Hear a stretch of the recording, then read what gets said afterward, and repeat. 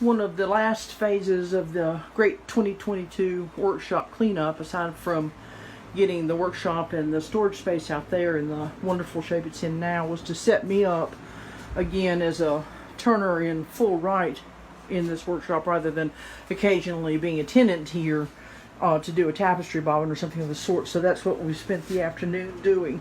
And I wanted to show you something that I've been working on this afternoon. Oh, that's my hero. He was at Ayers, competitor of Jake's, kind of lower end, but he was at Ayers turning out chess sets in 1895. Anyway, I'm doing some lace bobbins for Wendy, and Wendy said that she likes the Midland style and she's going to spangle them, so I'll just drill them for spangling.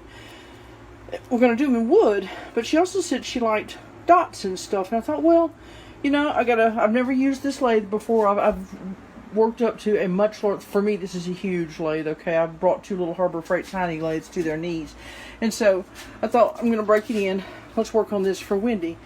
And as I got the shape kind of worked in, I wanted to do the dots for her. Well, on black, which I chose, gold dots weren't going to work, and it was going to be hard with paint. And I started looking at this, and what the guy, because it almost surely was a guy, I realized what he'd done is he drilled holes all the way through the lace bobbin, then put rod through, so he didn't have to turn anything else down. He just used the same size rod. I was fortunate that I had drill bit and rod here the same size, and so I have done the same thing for Wendy's lace bobbin, using brass against the African blackwood, which I think is a beautiful effect.